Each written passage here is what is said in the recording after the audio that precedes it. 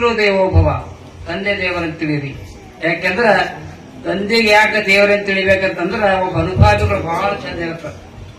ಎಂಥ ಮಾತನ್ನು ಹೇಳ್ತಾ ಇದ್ದಾರೆ ಅಂದ್ರ, ಇಡೀ ಜಗತ್ತಿನಲ್ಲಿ ಶ್ರೇಷ್ಠವಾಗಿರುವಂತ ಒಂದು ದೇವಾಲಯ, ಶ್ರೇಷ್ಠವಾಗಿರ್ತಕ್ಕಂಥ ಪುಣ್ಯಕ್ಷೇತ್ರ ಯಾವುದು?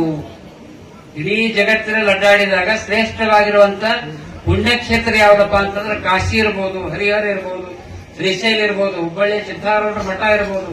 ಅವೆಲ್ಲಕ್ಕಿಂತಲೂ ಕೂಡ ಶ್ರೇಷ್ಠವಾಗಿರುವಂತ ಪುಣ್ಯಕ್ಷೇತ್ರ ಯಾವುದಂದ್ರ ತಾಯಿಯ ಮಡಿಲು ಮತ್ತು ಜಗತ್ತನ್ನು ತೋರಿಸಿರ್ತಕ್ಕಂಥ ನಿಮ್ಮ ತಂದೆ ಹೆಗಲು, ಇದು ಶ್ರೇಷ್ಠ ಪುಣ್ಯಕ್ಷೇತ್ರ ಎನ್ನುವಂತ ಮಾತನ್ನು.